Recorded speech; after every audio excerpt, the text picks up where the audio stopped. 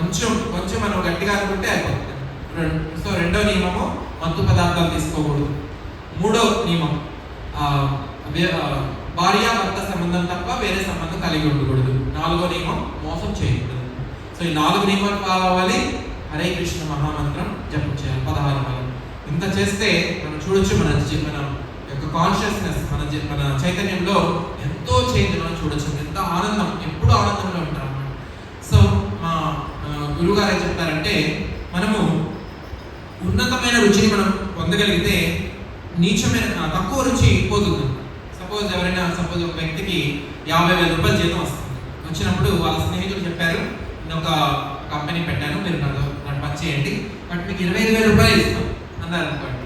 అతను అక్కడ పనిచేస్తున్నప్పటికీ ఎన్ని ఫెసిలిటీస్, అథారిటీ అన్నీ ఉన్నప్పటికీ అతని మనసులో ఎప్పుడు కూడా నాకు 50,000 వచ్చేది అనిపిస్తుంది. సపోజ్ అతనికి 50,000 వ్యక్తికి 5 లక్షల రూపాయలు జాబ్ వచ్చిందనుకో, అతను అక్కడికి వెళ్ళిన తర్వాత ఎంత కష్టమైనా కూడా అతను ఆనందంగా చేస్తాడు. ఎందుకు? అతను ఎప్పుడు కూడా నాకు అక్కడ 50,000 వచ్చేది, ఎంత హ్యాపీగా ఉండేది, ఇక్కడ 5 లక్షలు వస్తుంది అలా అనుకోడు కదండి. అలాగే ఎప్పుడైతే నీకు ఉన్నతమైన టేస్ట్ మనం డెవలప్ చేసుకుంటామో ఆటోమేటిక్గా లోవర్ టేస్ట్ అనేది దాన్ని వదిలిపెట్టేది ఈజీ అయిపోతుంది. సో ఇప్పుడు మీ చాలా మంది మనసులో 4 నియమాలు ఇవి చాలా కష్టంగా ఉన్నాయి అని అనిపించచ్చు. సో ఫస్ట్ ఏం చేయాలి? 4 నియమాల తర్వాత ఫస్ట్ ఏం చేయాలి?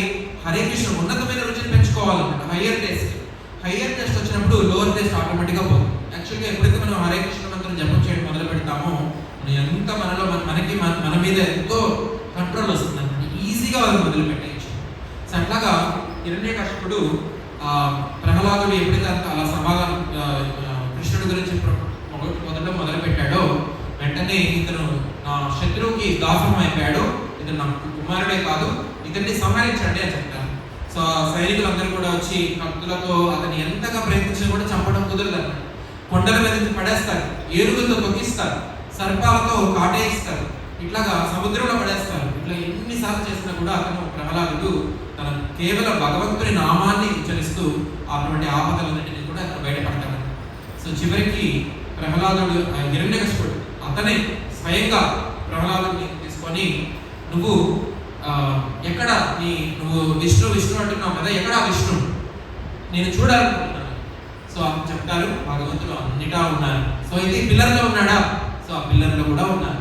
సో ఎప్పుడైతే హిరణ్యకశిపుడు ఆ పిల్లర్ని ధ్వంసం చేస్తాడో, ప్రహ్లాదుడు చెప్పిన మాటకి, ప్రహ్లాదుడు ఏదైతే వర్డ్ ఇచ్చాడో ఆ మాటని నిలబెడుతూ భగవంతుడు ఆ పిల్లర్ నుంచి ఆయన ఆవిర్భవిస్తాడు.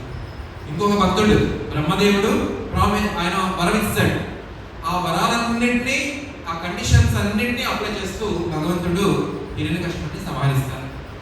పగలు కాదు, రాత్రి కాదు, సంధ్యా సమయంలో, ఇంటి ముందు కాదు, ఇంటి బయట కాదు, ఇంటి దాన్ని ఏమంటారు గడపలు. అలాగే నరసింహస్వామి ఆయన మనిషి కాదు, జంతువు కాదు, నరహరి రూపంలో వచ్చారు. అట్లాగా అతను ఏ ఆయుధం ఉపయోగించలేదు, తన యొక్క గోర్లతో అతన్ని సంహరిస్తాడు. ఆకాశంలో కాదు, నేల మీద కాదు, తన వడిలో కూర్చోబెట్టుకొని అతన్ని సంహరించడం జరుగుతుంది అన్నమాట. సో అట్లాగా హిరణ్యకశిపుడిని సంహరించిన తర్వాత ఎంత ఉగ్ర రూపంలో ఉన్నాడు అంటే, తన భక్తుడికి ఆపద వచ్చింది కాబట్టి ఆపదను కలిగించినందుకు హిరణ్యకశిపుడి మీద చాలా కోపం ఉందన్నమాట. అందుకనే భక్తులు కూడా వాళ్ళకి ఎప్పుడైనా ఆపద కలిగితే కృష్ణుని స్మరించారు. కృష్ణ నాకు ఆపద కలిగింది అనరు, నరసింహస్వామిని ప్రార్థిస్తారు. ఎందుకంటే నరసింహస్వామి ఆ భావంలో ఉంటారన్నమాట.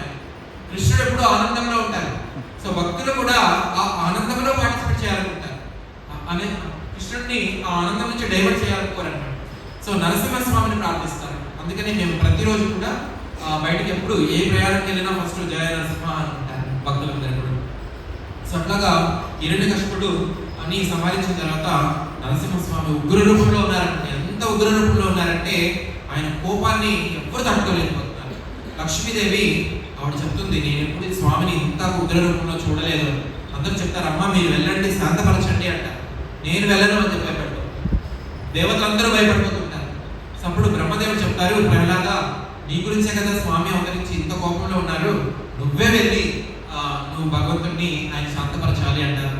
సో ప్రహ్లాదుడు ఎప్పుడైతే వెళ్ళి భగవంతునికి అక్కడ వెళ్ళి దండ వేస్తారో, ప్రహ్లాదుని చూడగానే హిరణ్యకశిపుడు స్వామి నరసింహస్వామి ఆయన శాంత రూపంలో అయిపోతారు.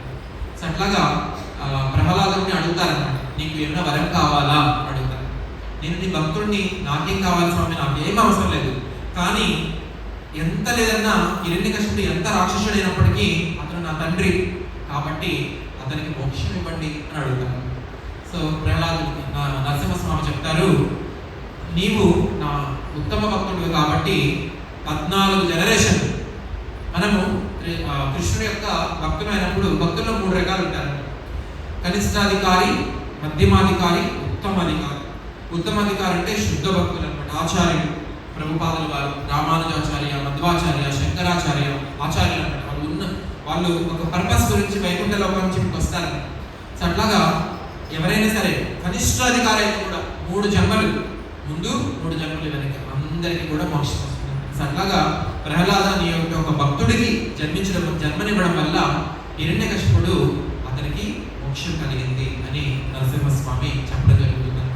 సో అట్లాగా మనం తెలుసుకోవాల్సింది ఏంటంటే భగవంతుడు భక్తవత్సలుడు. భగవంతుడు ఎప్పుడు కూడా